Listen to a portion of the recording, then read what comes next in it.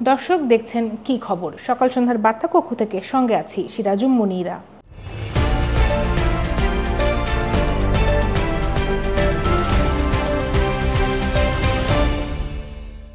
মহামারীর পর ইউক্রেন যুদ্ধ গাড্ডায় ফেলে দিয়েছিল গোটা বিশ্বের অর্থনীতিকে, বাংলাদেশও সেখান থেকে বাদ পড়েনি।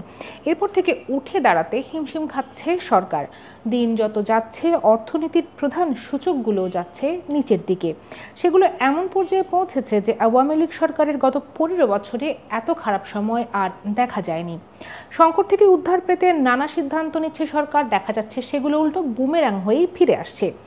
এক সিদ্ধান্ত নিয়ে কিছুদিন পরই তা আবার বদলাতে হচ্ছে। সব মিলিয়ে সরকারের তালগোল পাকানো অবস্থা দেখছেন দেশের অর্থনীতিবিদরা। দেশের অর্থনীতির বর্তমান পরিস্থিতি, ব্যাংক খাত, অর্থনৈতিক সংকট এসব নিয়ে কথা বলবো আজকের কি খবরে। সঙ্গে রয়েছেন সহকর্মী আব্দুর রহিম হারমাছি। আব্দুর রহিম, আপনাকে স্বাগত। আপনাকেও স্বাগত, দর্শকদের স্বাগত। দেশের অর্থনীতি নিয়ে এক ধরনের উদ্বেগ তৈরি হয়েছে, এই উদ্বেগ এখন এতটা কেন? 2 বছরে করোনা মহামারীর মধ্যে ছিলাম। করোনার মহামারীর ধাক্কা কাটতে না কাটতেই কিন্তু আমরা রাশিয়া ইউক্রেন যুদ্ধের একটা ঝামেলার মধ্যে পড়লাম, এবং রাশিয়া ইউক্রেন যুদ্ধও কিন্তু প্রায় 2.25 বছর হলো চলছে। সেটার রেশ বা ধাক্কা এখনও বাংলাদেশ সহ পৃথিবীর সব দেশেই পড়ছে।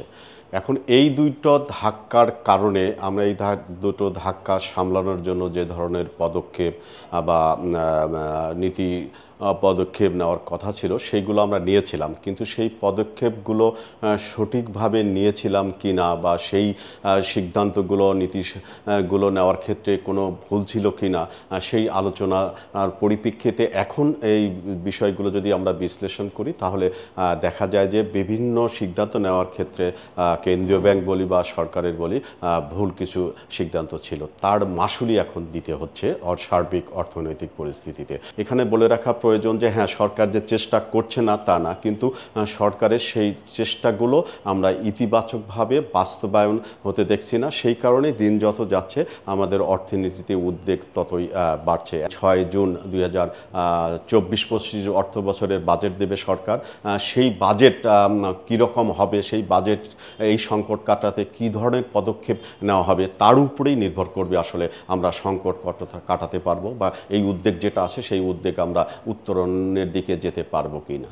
তাহলে এই পরিস্থিতিতে দেশের অর্থনীতির যে প্রধান সূচকগুলো আছে সেগুলো কি ইঙ্গিত দিচ্ছে? অর্থনীতির প্রধান সূচকগুলোর মধ্যে সবচেয়ে উদ্বেগজনক সূচক এখন দুটো, মূলত আমরা যদি মোটা দাগে আলাপ করি সেটি হচ্ছে যে আমার মূল্যস্ফীতি এবং বৈদেশিক মুদ্রার রিজার্ভ। সর্বশেষ 3-4 দিন আগে মূল্যস্ফীতির তথ্য দিয়েছে বাংলাদেশ পরিসংখ্যান ব্যুরো। পরিসংখ্যান ব্যুরো বলেছে যে এপ্রিল মাসে সার্বিক মূল্যস্ফীতি হয়েছে 9.78%। খাদ্য মূল্যস্ফীতি সেটা হয়েছে যে 10.22%। গত 3-4 মাস ধরে আমরা দেখতে পেয়েছিলাম যে মূল্যস্ফীতি মানে বাড়লেও খাদ্য মূল্যস্ফীতিটা কমে এসেছিল, কিন্তু উদ্বেগের বিষয় হচ্ছে খাদ্য মূল্যস্ফীতি আবারও বেড়ে গেছে এপ্রিল মাসে। বাংলাদেশ উন্নয়ন গবেষণা প্রতিষ্ঠান সরকারের স্বায়ত্তশাসিত একটি সংস্থা, তারা গবেষণা করে বা জরিপ চালিয়ে বলেছে দেশের সার্বিক খাদ্য মূল্যস্ফীতি এখন 15% উঠে গিয়েছে। তো আমি যেটি বলতে চাচ্ছি যে মূল্যস্ফীতির একটি বড় ধাক্কা সাধারণ মানুষের উপর পড়েছে, সাধারণ মানুষ কষ্টে আছে। আরেকটি সূচক যেটা আমি বলছিলাম বৈদেশিক মুদ্রা রিজার্ভ। বৈদেশিক মুদ্রা রিজার্ভ একসময় কিন্তু আমরা $48 বিলিয়ন চলে গিয়েছিলাম, সেই রিজার্ভ কমতে কমতে বর্তমানে $18 বিলিয়ন নিচে নেমে এসেছে। এখন বাংলাদেশ ব্যাংক দুটো পদ্ধতিতে আপনার রিজার্ভের হিসাব করে, একটা হচ্ছে বিপিএম, IMF-এর BPM-6 পদ্ধতিতে। সেই BPM-6 পদ্ধতিতে গতকাল রিজার্ভ ছিল হচ্ছে $18.32 বিলিয়ন, আর হচ্ছে গ্রস হিসাবে বাংলাদেশ ব্যাংক যেটা করে গ্রস হিসাবে রিজার্ভ ছিল $23.72 বিলিয়ন।